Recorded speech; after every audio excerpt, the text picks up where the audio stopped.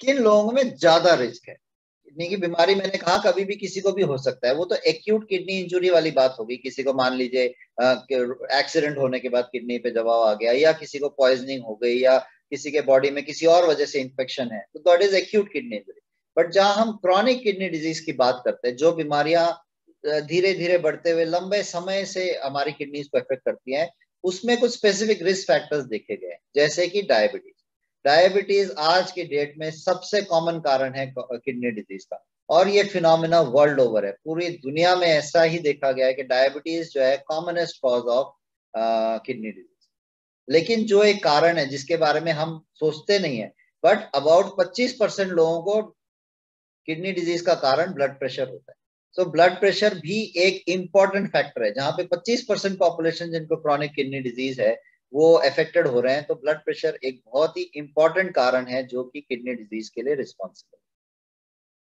किसी को अगर जैसा कि मैंने कहा family history of kidney disease है, दे आर, या फिर मान लीजिए कुछ ऐसे लोग होते हैं जिनकी फैमिली में किसी को डायलिसिस की जरूरत पड़ी थी, या जिसको क्रॉनिक किडनी डिजीज की हिस्ट्री थी, उन लोगों में रिस्क होता है, may be because of diabetes, may be because of hypertension, किसी भी वजह से उन लोगों में एक टेंडेंसी देखी गई है कि they may have a higher chance of kidney disease. बाकी जो पॉलिसिस्टिक किडनी डिजीज है, इनहेरिटेड डिजीज है, उनमें तो डेफिनेटली रिस्क होता ही है।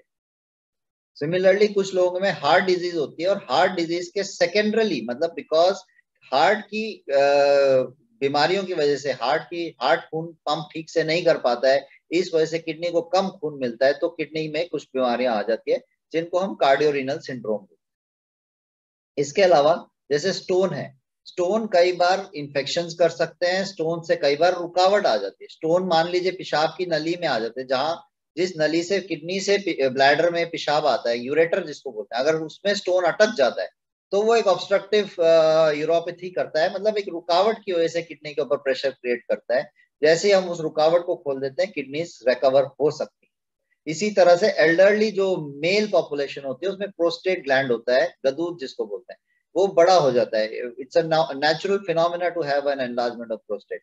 उस बड़े हुए प्रोस्टेट की वजह से कई बार पेशाब की धार में रुकावट आ जाती है, पेशाब की जो फ्लो होता है उसमें रुकावट आ जाती है, और कई बार इतनी ज्यादा रुकावट आ जाती है, इसको हम acute retention of urinary urine बोलते हैं, जिस वजह से किडनीज के ऊपर भी प्रेशर आ जाते हैं, तो बैक प्रेशर चेंजेस बोलते हैं, या फिर टेक्निकल टर्म में हम लोग इसको ऑब्स्ट्रक्टिव यूरोपैथी बोलते हैं। ये सारी बीमारियां किडनीज को अफेक्ट कर सकती हैं। इसके अलावा ऑब्वियसली यूरिनरी ट्रैक्ट इन्फेक्शन, वो एक बहुत ही इंपॉर्टेंट कारण है किडनीज के ऊपर जो प्रेशर क्रिएट करती हैं, क्योंकि यूरिनरी ट्रैक्ट इन्फेक्शन कई तरह से हो सकता है, सिर्फ पेशाब की थैली में हो सकता है, या फिर कुछ लोगों में वो बढ़ के किडनी तक चला जाता है।